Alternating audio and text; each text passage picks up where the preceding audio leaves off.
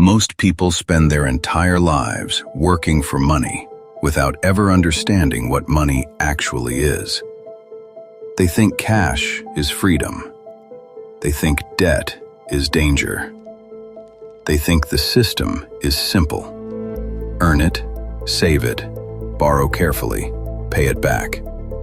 But the truth is stranger than that, because the modern world does not run on money the way most people imagine. It runs on credit. It runs on leverage. It runs on promises. It runs on debt. There are places in modern life that do more than conduct business. They shape belief. A private bank is one of those places. People enter with lowered voices, softened posture, and a quiet willingness to trust. Not because they understand every structure being offered, but because the environment itself feels competent, orderly, stable, civilized. Which is why so many intelligent people confuse the appearance of safety with the presence of safety.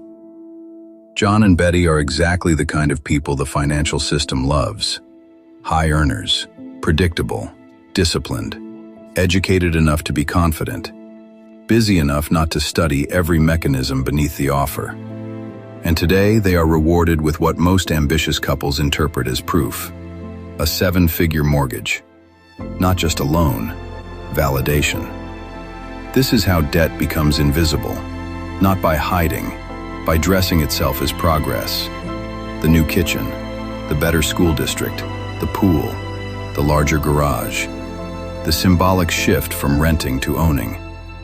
John and Betty do not believe they are buying debt. They believe they are buying adulthood at its highest form. And to be fair, that is exactly how the culture sells it. They saw 4.5%. That is the number they remember. That is the number they repeat to friends. That is the number that allows them to feel disciplined, because it sounds lower than the debt they already know how to manage. But rate is only the visible number. Structure is the real number. For years, a startling amount of their payment will go toward interest, not ownership. They are not merely buying a house. They are entering a payment sequence optimized beautifully for the lender. That is not scandal, it is structure. And this is where many successful people make their first serious mistake. They assume a favorable rate means a favorable arrangement. It does not automatically. Imagine if your card worked this way. Imagine carrying a $10,000 balance, while most of your payment, year after year, disproportionately protected the lender first. One of the great failures of financial education is this. It teaches people to fear debt in one giant, undifferentiated block. But sophisticated people do not react to all debt equally. They rank it. Some debt is humiliating. Some debt is extractive. Some debt is tolerable. Some debt is useful. And some debt, under the right structure, becomes strategic.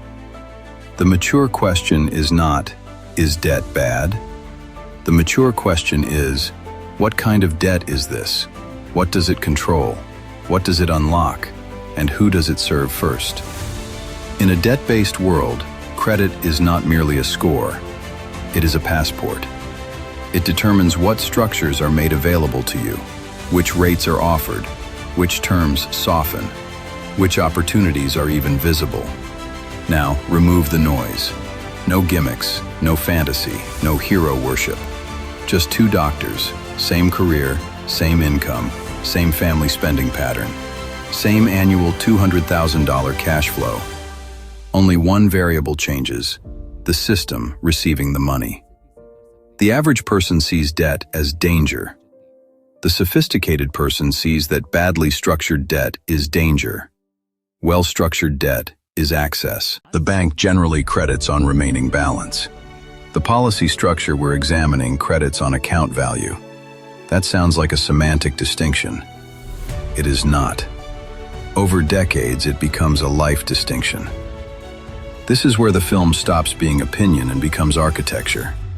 By the time most people are finally thinking clearly about tax efficiency, access, and income design, the compounding architecture has already declared a winner.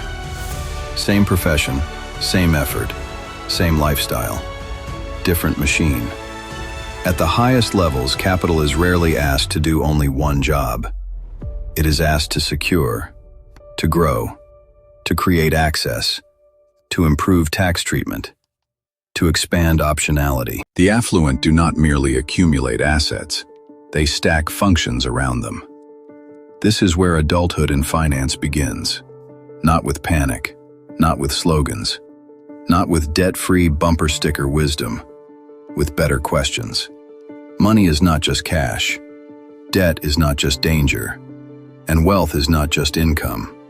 The people who move fastest, safest, and farthest are often the ones who learn this early. The game is not won by avoiding structure. It is won by understanding it first. The question is not whether you will live with debt.